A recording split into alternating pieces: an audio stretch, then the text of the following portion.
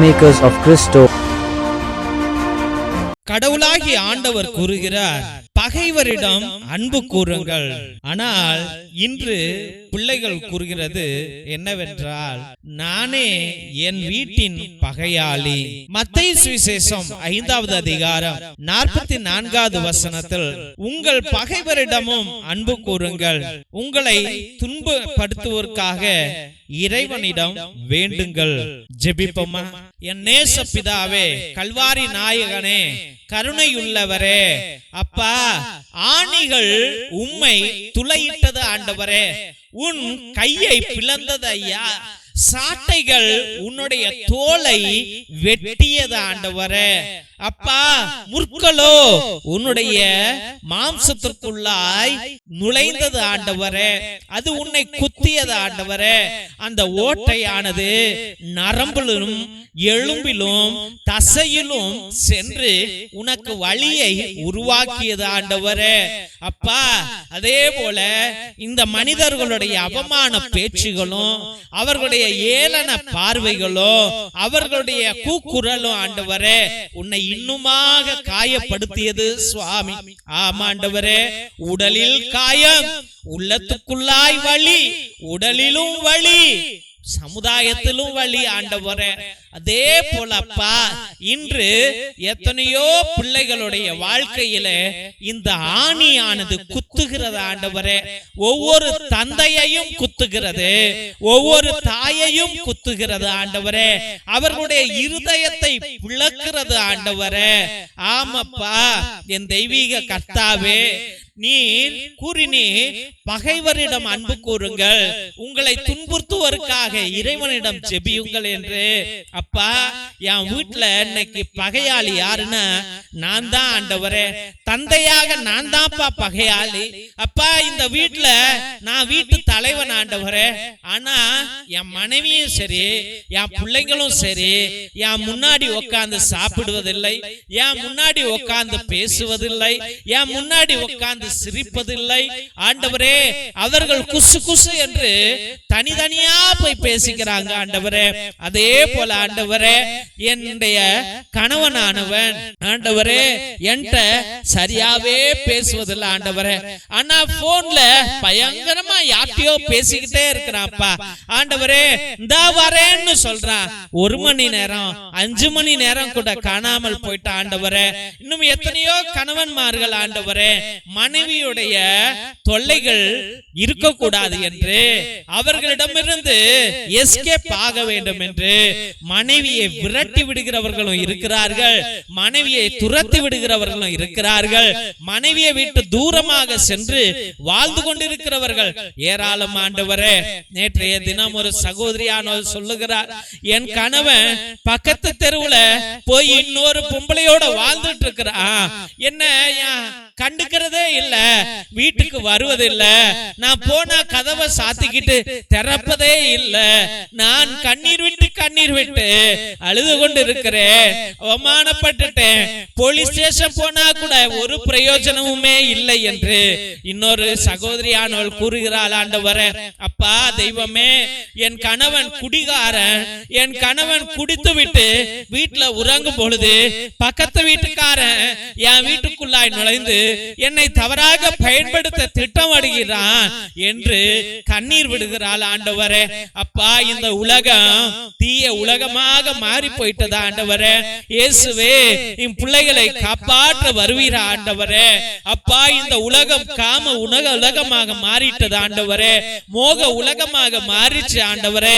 யாரை எப்படி பயன்படுத்தலாம், எந்த நேரத்தில் பயன்படுத்தலாம் என்று ஆண்டவரே, அவர்களுடைய துன்பங்கள் முக்கியம் அல்ல, வருத்தங்கள் முக்கியம் அல்ல, ஃபீலிங்ஸ் முக்கியம் இல்ல, பேச்சுகள் முக்கியம் இல்ல, அவர்கள் வாழ்க்கை முக்கியம் அல்ல.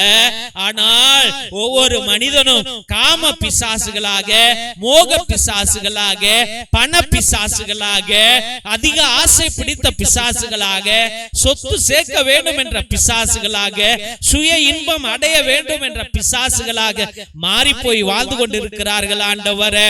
ஏசப்பா, நீர்தாமே வாங்க ஆண்டவரே, உன் பிள்ளைகளுடைய மனதில பேசுங்கப்பா.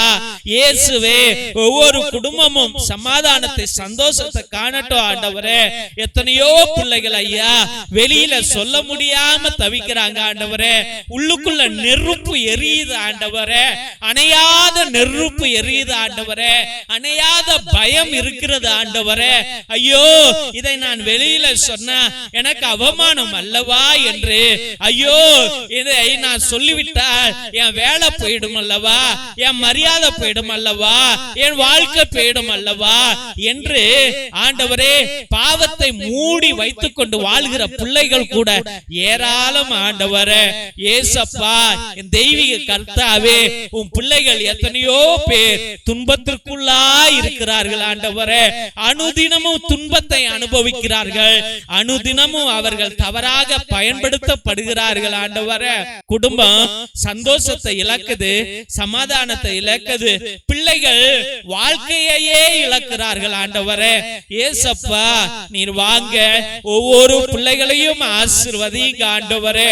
அப்பா தெய்வமே, யாரெல்லாம் உன் பிள்ளைகளை தவறாக துன்புறுத்தி கொண்டிருக்கிறார்களோ அவர்கள் மத்தியிலே நீர் வரணும் ஆண்டவரே, நீர் தண்டிக்கணும் ஆண்டவரே. அவர்களுக்கு ஆண்டவரே நீர் பாடங்களை எடுத்துரைக்கணும் ஆண்டவரே. அந்த ஆத்துமாக்களை மீட்டுக் கொள்ளணும் ஆண்டவரே.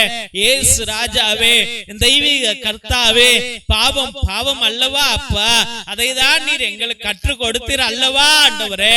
இயேசுவே ஆண்டவரே, எங்கள் பாவங்களை மன்னியும். இயேசுவே ஆண்டவரே, எங்கள் பாவங்களை மன்னியும் ஆண்டவரே. நாங்கள் யாராவது துன்பப்படுத்தியிருந்தால் அப்பா, அவர்களுடைய மனதை புண்படுத்தியிருந்தால் ஆண்டவரே, இழிவாக பேசியிருந்தால் ஆண்டவரே அப்பா, அவர்களை அப்பா நாங்கள் எங்க சுய நலத்திற்காக பயன்படுத்தினால் ஆண்டவரே, எங்களை மன்னிக்க ஜெபிக்கிறோம் ஐயா. இயேசுவே, இனி ஒருபோதும் யாரையும் துன்பப்படுத்த கூடாது ஆண்டவரே.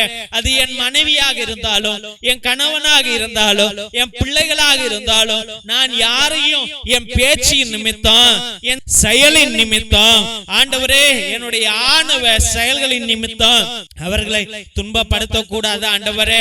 ஒவ்வொரு மனதையும் புரிந்து கொள்ளக்கூடிய கிருபையை கொடுங்கப்பா. ஒவ்வொருவரையும் தாயாக, தந்தையாக, மகனாக, மகளாக அன்போடு பார்க்கக்கூடிய கிருபையை கொடுங்க. அது பிச்சைக்காரனாக இருந்தாலும் அன்பு செலுத்தக்கூடிய கிருபையை கொடுங்க ஆண்டவரே. எங்கள் மீது கருணை கொண்டு ஒவ்வொரு பிள்ளைகளையும் ஆண்டவரே ஜீவிக்க வைப்பீர் என்று முழுமனதோடு ஜெபித்து அருமையான பிள்ளைகளை நம்முடைய பரிசுத்தமான கல்வாரி பாதத்திலே சமர்ப்பித்து ஜெபிக்கிறோம் எங்கள் ஜீவனுள்ள நல்ல பிதாவே. ஆமென், ஆமென், ஆமென். சிலுவை ஆசீர்வாதத்தை பெற்றுக்கொள்வோம்.